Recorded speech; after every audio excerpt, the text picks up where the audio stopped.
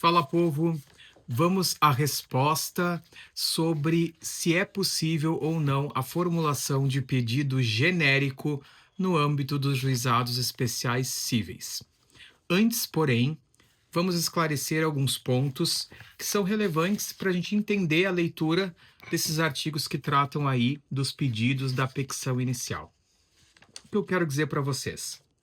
Em primeiro lugar, o que o CPC chama de petição inicial, nós vamos fazer a leitura ali no artigo 14, a lei dos juizados especiais vai chamar de pedido. Então há uma certa confusão aqui, uma certa equivalência no caput do artigo 14. Nós vamos entender essa leitura aqui, por exemplo, eu vou fazer a leitura. O processo instaurar-se-á com a apresentação do pedido. O que a gente pode ler aqui com a instauração da petição inicial? Escrito ou oral à Secretaria do Juizado. Por que a Lei 9.099 trouxe, em vez de falar a petição inicial, ele trouxe o pedido? Por quê, gente? Porque nos juizados especiais ele pode ser tanto escrito quanto oral. E nós sabemos que no CPC, no procedimento comum, a petição ela tem que ser necessariamente escrita e apresentada por intermédio de advogado. Já nos juizados especiais cíveis, até 20 salários mínimos, como nós já revisamos, a presença de um advogado ela é facultativa. Então, a parte ela pode se dirigir à secretaria do juizado especial e formular um pedido oral, ou seja, explicar os fundamentos, o que ela está querendo, e aquele servidor, aquela secretaria, ela vai fazer a redução a termo. Isso nós chamamos aqui de pedido atermado. Mas, em ambos os casos, gente, tanto o pedido quanto a petição inicial, eles vão dar início, eles vão deflagrar o que nós chamamos o processo, tá? Que vai se formar, que vai se perfectibilizar a relação jurídico-processual, tão somente quando a parte ré for citada, ou seja, chamada para participar daquele procedimento, daquele processo, tá bem? Por que no juizado, então, foi assim feito? Justamente pelo princípio da celeridade, pelo princípio da oralidade, pelo princípio, principalmente, da informalidade, que nós também já vimos, tá? Ah, vamos lá. Pedido oral escrito. O pedido também, gente, quando for por advogado, nas causas em que for obrigatória a participação do advogado, ou ainda que a pessoa tenha um valor de menor de 20 salários mínimos e queira ajuizar por advogado, também pode ser manejada uma petição inicial para que se dê início ao processo também nos juizados especiais. Bom, quer dizer que por essa informalidade, por esse petição inicial ser chamada de pedido, que não exista nenhuma técnica, nenhuma forma para esse pedido. Não, gente, o artigo 14 da Lei 9.099, ele traz aí os requisitos mínimos para que esse pedido tenha prosseguimento no juizado e possa fazer com que o julgador entenda o pedido e dê futuramente uma sentença, tá? Então vamos lá, o parágrafo 1º. Do pedido constarão de forma simples em linguagem acessível. Lembre-se sempre do princípio da simplicidade e desse pacto aí pela linguagem simplificada, tá? O nome, a qualificação e o endereço das partes. É claro que também esta petição ela não vai deixar de ser analisada se faltar algum desses requisitos, principalmente o endereço das partes, que poderá até ser solicitado pela medida de cooperação para que a unidade faça essa busca por endereços. Os fatos, ou seja, aquilo que aconteceu com a parte, e os fundamentos de forma sucinta, tá? Por que ela quer aquele provimento jurisdicional? O objeto da ação, o pedido em si, o que ela busca no judiciário? Ela quer a condenação a um ressarcimento ou certo valor? Ela quer a rescisão de algum contrato? Ela quer que alguma parte faça ou deixe de fazer alguma coisa? E o valor também da causa, tá bem? Que, via de regra, corresponde ao proveito econômico com aquilo que a pessoa pretende, tá bem? Vamos lá. E o que fala, então, Vamos lá. O que que a gente pode fazer mais para revisar?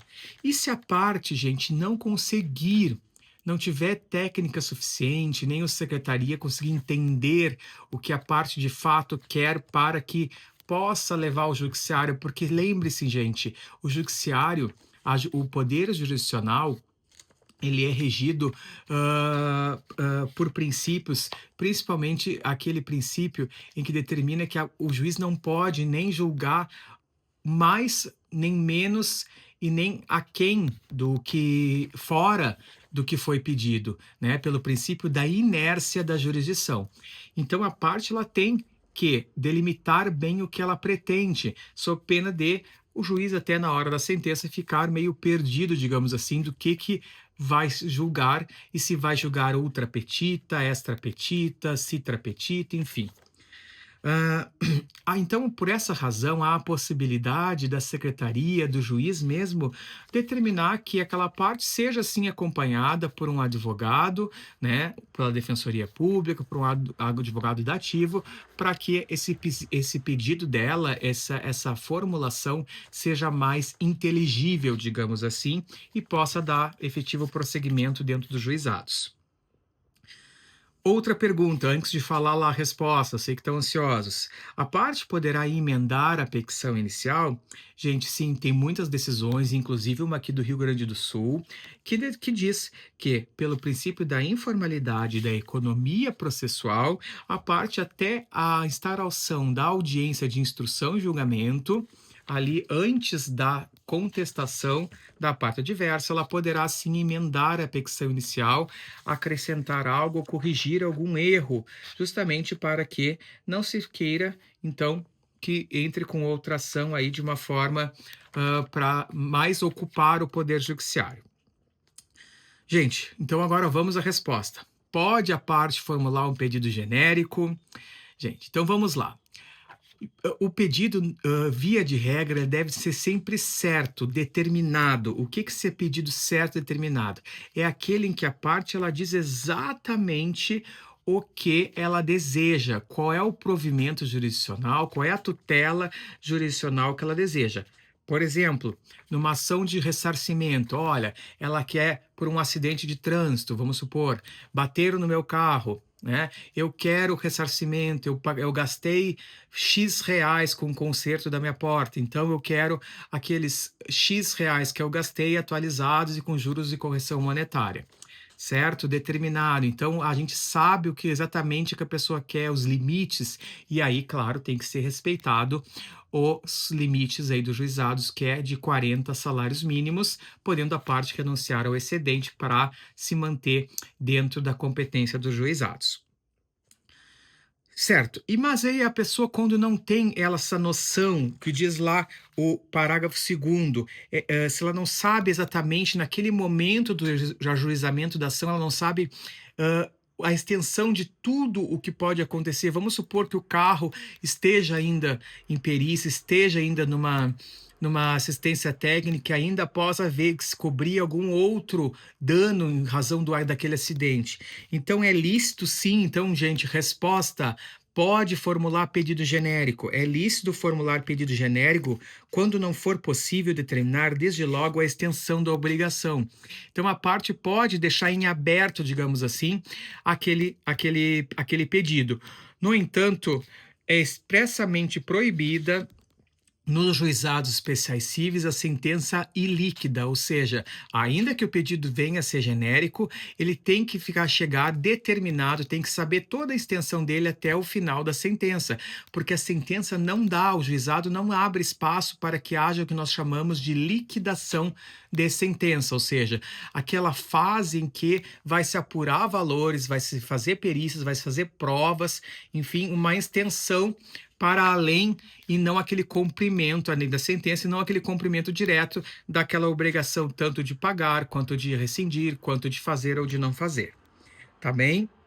E outros detalhes importantes para lembrar, vamos tentar terminar antes de 10 minutos. O pedido também, ele pode ser tanto alternativo, existe a possibilidade, ou seja, eu posso querer ou determinada provimento jurisdicional ou subsidiariamente outro provimento jurisdicional. Por exemplo, eu posso querer que me devolva o objeto que eu estou ali buscando, enfim, que eu proceda à devolução ou na impossibilidade que haja o ressarcimento. E o pedido também, ele pode ser cumulado também. Não é necessário que eu separe as ações e várias ações, até mesmo por economia processual. Dentro de um mesmo processo, de um mesmo pedido, eu posso acumular pedidos. Eu posso pedir, por exemplo, tanto a rescisão de um contrato quanto o ressarcimento por eventual gastos que eu tive em relação àquele negócio jurídico. Desde que tenha identidade das partes, identidade da causa de pedidos. Os pedidos têm que ser conexos entre si. Eu não posso acumular pedidos, por exemplo, de contratos de pessoas que nada a ver, justamente só para tentar resolver aquelas situações diversas dentro de um mesmo processo. Entendido? Eu creio que eu tenha respondido então. Então a resposta é que sim, pode pedido genérico, o que não pode é sentença ilíquida. Bem, fiquem aqui para mais dicas e mais vídeos. Um grande abraço, bons estudos!